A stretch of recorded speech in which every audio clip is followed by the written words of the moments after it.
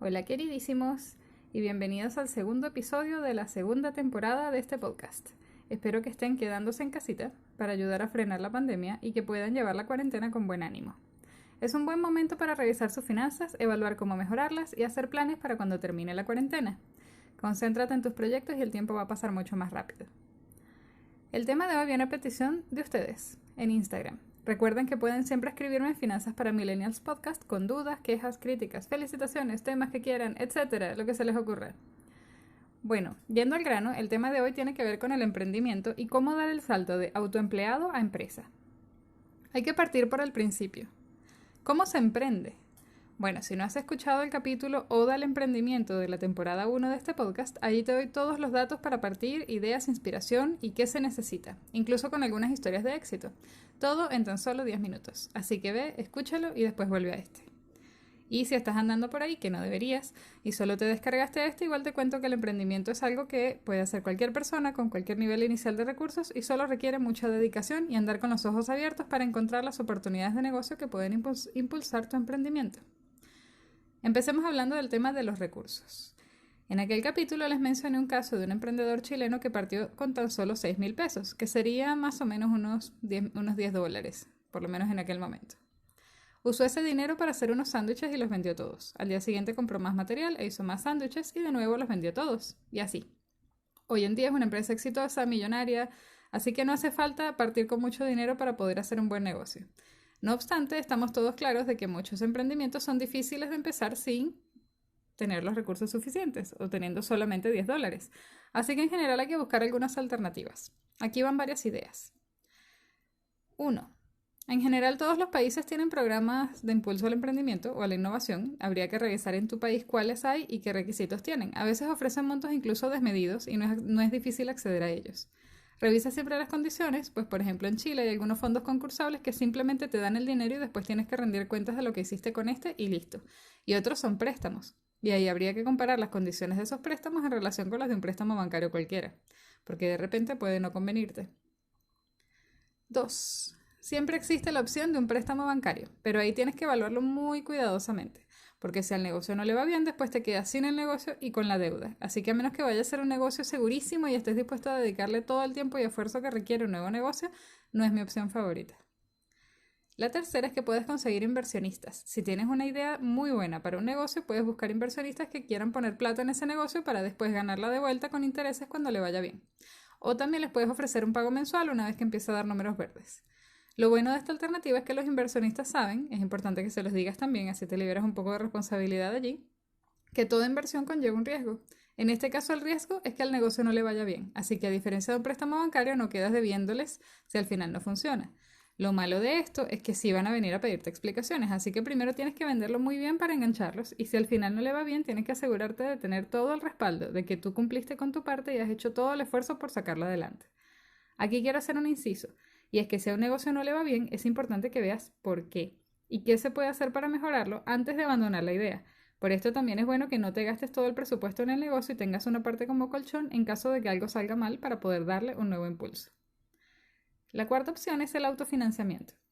Esta es una de mis opciones favoritas porque no dependes de nadie, no le debes rendir cuentas a nadie y toda la presión es tuya propia. Para esto hay varias cosas que puedes hacer y no es una opción o la otra, puedes hacerlas todas. Una es colocar el emprendimiento como una categoría más en tu ahorro y todos los meses ponerle un monto. Esto, idealmente, invertirlo en algo de bajo riesgo mientras no lo estés usando para que genere intereses y cuando tengas el monto suficiente para partir, empezar.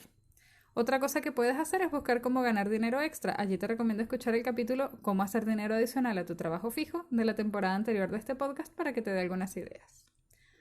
Empezar de a poco con algo que no necesite mucho dinero sería la quinta opción. Por ejemplo, yo empecé comprando accesorios en AliExpress y vendiéndolos aquí por internet. Eso me dio las ganancias suficientes para cubrir todos los gastos de lo que compré, que igual eran bajos, y además me sobró suficiente para impulsar otro emprendimiento que estoy haciendo ahora, que tiene que ver con coaching nutricional y que me motiva mucho más que el de vender los accesorios. La inversión fue mínima, los accesorios son muy baratos en AliExpress, así que la ganancia fue buena, y con esto pude pagar mi certificación de coach nutricional y los gastos iniciales de esto. Ahora ya estos gastos también se están pagando solos con las mismas ganancias de ese coaching, así que gran parte de lo que cobro queda en ganancias. Nada de esto ha requerido que yo deje mi trabajo principal y simplemente ha requerido tiempo y dedicación. Esta es mi opción favorita, pues es la de menor riesgo y lo principal que hay que tener es paciencia. Y por supuesto, mucha dedicación. Ahora bien, estas son formas básicas de cómo conseguir el dinero inicial. Una vez que lo tienes, el tema es cómo lo debes manejar. Ahora vienen los consejos asociados a esto. ¿Qué debes y no debes hacer con tu dinero para el negocio una vez que lo tengas? Número 1. Un negocio estándar se dice que demora unos 6 meses promedio en generar ganancias, por lo que idealmente deberías gastar el dinero lo menos posible los primeros meses. Y además lo ideal es que ese dinero que ganes con tu negocio lo reinviertas en el mismo negocio. Es la mejor manera de acortar esos 6 meses. Si no lo quieres reinvertir todo, entonces reinvierte el mayor porcentaje posible de esas ganancias. ¿Qué significa reinvertirlo? Bueno, que todo ese dinero que ganes, en lugar de gastártelo en el supermercado o en ropa, lo vas a dejar en la cuenta del negocio para todo lo que se pueda necesitar del negocio. Léase arriendo, publicidad, compra de productos, etc. Por eso también es bueno empezar tu negocio en forma paralela a tu trabajo actual, así tienes ese ingreso mientras que tu negocio empieza a arrancar y generar ingresos reales sin tener que pasar por el sufrimiento de los primeros meses que si no tienes otro ingreso es muy difícil. Lo segundo, lleva el flujo de caja y presupuesto del negocio. Es decir, planifica el dinero que tienes, el que va a ingresar, asigna qué vas a hacer con él y ten planificado. Eso es básicamente el presupuesto. Ustedes ya, si escucharon el capítulo sobre presupuestos, esto lo saben. Y lleva registro de todo el dinero que entra y todo el dinero que sale. Eso sería el flujo de caja. Es importante que esto último lo registres con toda la información, es decir, de quién vino el dinero, en qué fecha, en qué formato, por concepto de qué, etc. Pues con eso después también puedes analizar qué está funcionando financieramente y qué no. En el emprendimiento, por supuesto. Aquí aplica lo mismo de cuando ahorras para ti. Siempre debes tener un fondo de emergencias, ya sea para algún problema puntual, para cubrir meses más lentos o para sobrevivir en periodos de crisis. Muchos negocios quiebran porque no tienen un colchón que los soporte cuando las cosas van mal y siempre es sano asumir que eventualmente algo puede ir mal y prepararse para ello. Por ejemplo, nadie podía esperar que fuera a haber una pandemia en este momento y todos los autoempleados o los negocios más pequeños están sufriendo con estos días que tienen que estar en cuarentena. Por estas cosas, esto era totalmente inesperado. Por estas cosas es que es importante tener un colchón financiero en caso de. Lo otro, investiga bien todos los gastos legales de tu negocio para que no te agarren de sorpresa. Le hace cosas como pagos de patente, el IVA, abogados, contadores, etc. Una sorpresa de esas te puede costar una multa importante que también te puede afectar las finanzas de tu negocio. Y lo otro es que el dinero que no vayas a usar por un tiempo determinado, por ejemplo un mes, inviértelo en algo de ese plazo para que vayas teniendo más ganancias por esa otra vía también. Aun si la ganancia es muy pequeña, pero es ganancia. Por último, vas a estar teniendo un poquito más de dinero del que tenías antes. Y a medida que vayas haciendo eso con suficiente frecuencia, va a ir acumulando suficiente dinero. Ok, ahora bien, la gran pregunta. ¿Cómo pasas de ser un autoempleado a un emprendedor? Si estás vendiendo cosas tú mismo o atendiendo gente o dando clases o lo que sea que estés haciendo, eres un autoempleado. ¿Qué significa? Que no tienes un jefe a quien rendirle cuentas porque tú eres tu propio jefe. Pero tampoco puedes dejar de trabajar porque si no trabajas no entra dinero. El sueño de casi todo el mundo es la libertad financiera, que no necesariamente implica ser multimillonario, sino poder tener la libertad de vivir la vida como la quieras vivir y no depender del sueldo para eso. La forma de pasar de autoempleado a emprendedor y dueño de empresa es darle la vuelta a tu negocio y convertirlo en algo más completo y más complejo. Por ejemplo, si vendes tomates con una mesita en la calle y ganas, por inventar algo, $40 diarios, compras mucho más tomates, colocas 5 mesitas en distintos puntos con 5 personas que vendan los tomates y dale a cada una $10 más un porcentaje de las ventas.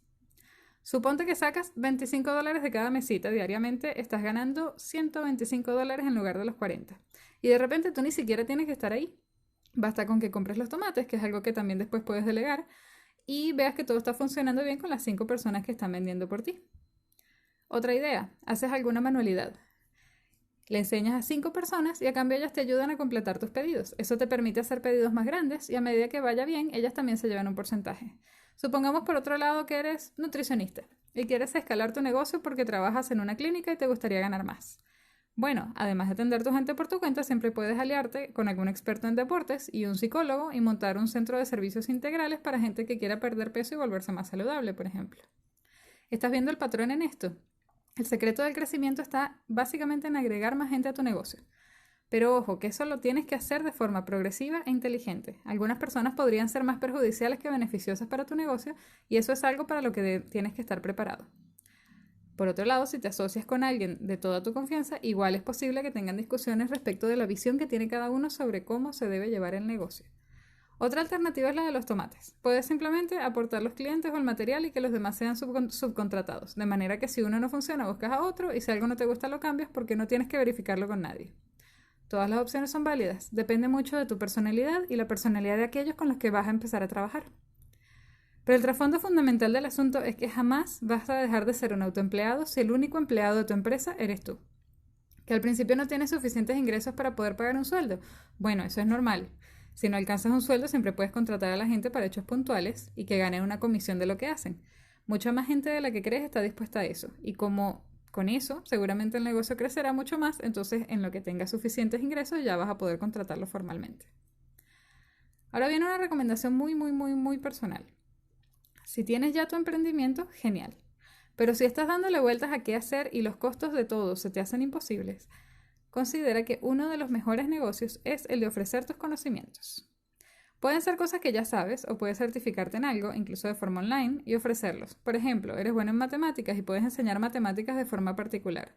Eres bueno con las finanzas personales y puedes hacer asesorías a personas que quieran mejorar sus finanzas. O como estoy haciendo yo ahora, puedes certificarte como coach nutricional y ayudar a personas a perder peso de forma saludable. ¿Cuál es la gran ventaja de que tu emprendimiento sea ofrecer tus conocimientos? Primero que prácticamente no tiene gastos fuera de lo que invertiste en certificarte, si es que lo hiciste, y tal vez la oficina donde tengas que atender, si es que aplica en tu caso, pero no tienes que comprar materiales, no requieres almacenamientos, tus precios no dependen de situaciones de temporada y finalmente lo más probable es que estés ayudando gente. Y esa es una de las principales cosas que hacen que te guste lo que haces. Otra cosa linda de hacerlo así es que estos negocios también son escalables. Como en el caso que te di hace un ratito de la nutricionista. Si te va bien, puedes eventualmente montar un centro de atención del área que sea que trabajes y eso sigue y sigue escalando. Si tienes un negocio de algo que solo puedes hacer tú o que es muy difícilmente escalable, aléjate rápidamente de allí. Mucha gente hace muchísimo dinero vendiendo cosas que solo hacen ellos, sí, pero también son un poco esclavos de su trabajo en el sentido de que si dejan de hacerlo, también dejan de ganar dinero. Y el objetivo es que tú puedas eventualmente ser libre, es decir, que tu negocio esté funcionando como un relojito suizo y tú puedas irte de vacaciones, dedicarte a algún nuevo proyecto y aún así seguir teniendo los ingresos de tu empresa. Bueno, queridos, vamos llegando al final de este capítulo. Espero que les haya resultado útil y práctico y recuerden seguirme en Instagram @finanzas para Millennials Podcast, donde no publico casi nada, pero aviso de todos los nuevos episodios.